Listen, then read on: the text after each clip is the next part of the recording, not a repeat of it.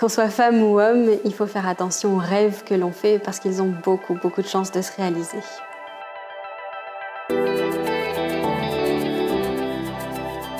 Donc on parle ici d'hydrogène vert. Donc l'hydrogène est un gaz qu'on qualifie de vecteur énergétique et l'objectif c'est donc de produire de l'hydrogène grâce à des énergies renouvelables.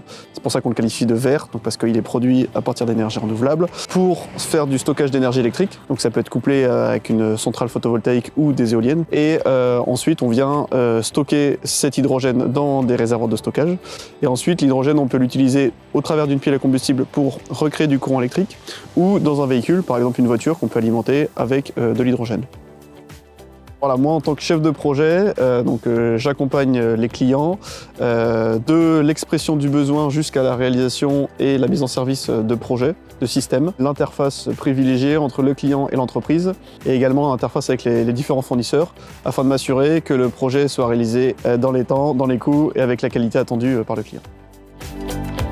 J'ai fait un bac scientifique, un bac S. À la sortie du bac, j'avais pas forcément d'idée claire et précise du métier que je voulais faire. C'est pour ça que j'ai opté pour l'université, afin d'avoir un choix qui n'était pas restrictif. J'ai fait une licence physique-chimie à l'université de Nantes et ensuite un master en énergie nouvelle et renouvelable également à l'université de Nantes. Je suis un pur produit de la fac, comme on peut le dire. Aujourd'hui, je ne regrette pas ce choix, puisque l'université m'a appris énormément de choses, notamment, je pense, l'autonomie. Durant ma dernière année d'études, j'ai orienté mon parcours pour travailler dans l'hydrogène, puisque pour moi c'était une technologie et un marché d'avenir. Pouvoir me dire et me regarder dans le miroir en me disant que je suis acteur de la transition énergétique. C'est un marché avec de nombreuses entreprises en pleine croissance, en plein développement et avec beaucoup d'offres d'emploi à pourvoir aujourd'hui et les prochaines années. Je gère des projets en France et à l'international dans le domaine de l'hydrogène, donc des études de faisabilité par exemple pour un projet européen qui concerne l'autonomie énergétique des camps militaires et également un projet de station hydrogène pour les bus de Bordeaux Métropole.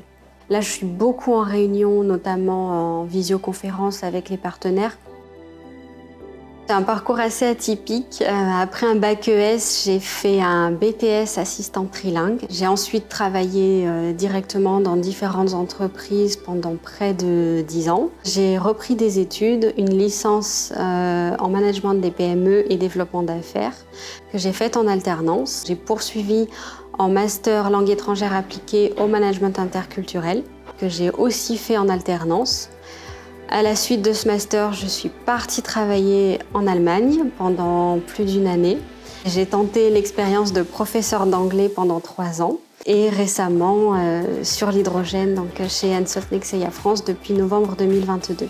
C'est normal en sortant du lycée de ne pas avoir forcément une définition d'un métier que l'on souhaiterait faire. De s'être renseigné permet justement aussi de pouvoir choisir. Pour des raisons familiales, j'ai dû faire des études courtes qui ont malgré tout été très intéressantes et m'ont permis d'aller rapidement sur le marché du travail. Mais c'est vrai qu'à un moment donné, j'ai eu ce besoin de reprendre le parcours là où je l'avais laissé et d'aller le plus loin possible.